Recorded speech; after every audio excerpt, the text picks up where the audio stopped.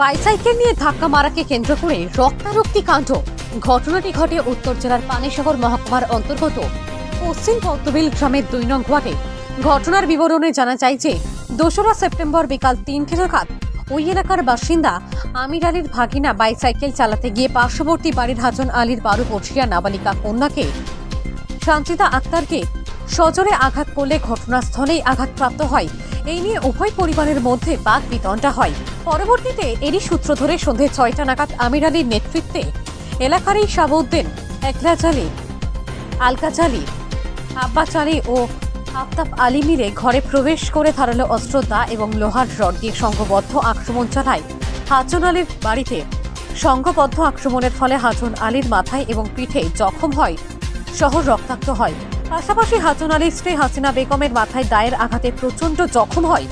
দায়ের আঘাতে 16 বর্ষীয়া আরেক কন্যা সাবিনা বেগমের মাথা ফেটে রক্তাক্ত হয়।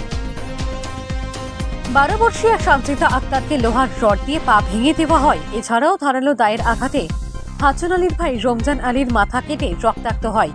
অমানবিক এই বর্বরচিত আক্রমণে আক্রান্তদের আত্মচিৎকারে ছোটে আসে আশপাশ এলাকার লোকজন। এরই মধ্যে পার্শ্ববর্তী বাড়ির আব্দুল খালেক চিৎকার শুনে তাদের বাড়িতে এসে আক্রমণকারীরা তাকেও প্রচণ্ড মারধর করে বলে অভিযোগ। শুধু তাই নয়, আক্রমণকারীরা মারধর করেই ক্ষান্ত হয়নি। এরা ঘরে প্রবেশ করে বিগত কিছুদিন পূর্বে গরু বিক্রির 50,000 টাকা ছিনিয়ে নেয় বলে অভিযোগ করেন হাজন আলী। এমনকি যাওয়ার সময় বিষয়টি নিয়ে থানা পুলিশ সহ আইনি প্রক্রিয়া অবলম্বন না করতে হুমকি থুমকি দেয় আক্রমণকারীরা। ঘটনার পরপরই গুরুতর আহত অবস্থায় 5 জনকে নিয়ে যাওয়া হয় ধর্মনগরস্থিত জেলা হাসপাতালে। বর্তমানে গুরুতর আহত অবস্থায় 5 জনেরই চিকিৎসা চলছে ধর্মনগর জেলা হাসপাতালে। তারা বাড়িতেই আমরা মানে মারছে আর কি। আপনার বাসা কোন জায়গায়? উত্তর পদ্মবিল। কি হয়েছে ঘটনাটা? কি কারণে মারছে? ঘটনাটা হয়েছে আমরা বাতি দিয়ে ঠ্যাং ভাঙ গেছে, ওটা একটু টোটাল কিলো ভরিয়া সারা লোকরা কে পা ভাঙছে? পা ভাঙছে আমার বাতি দিয়ে চালবিনা বেগম। কেমনে ভাঙছে? সাইকেল দিয়ে বাড়ি মারি তারা মানছে। আচ্ছা, এরপরে কি হয়েছে? এরপরে তো বাইর লোকে লাগাইছে বাড়িতে মানে ডাল লইছ, চাকু লইছ, রড লইছ, লাঠি দিয়ে তারা 8 জন মিলিয়া বাইরে আমার বাইরে বাতি দিয়ে। আপনারা আটকানোর চেষ্টা করছেন না কিছু? আটকানি আমরা তারা মারিয়া মাটি ফেলাইছে, আমরা গেলে চেষ্টা করতাম। কারে কারে মারছে আপনাদের?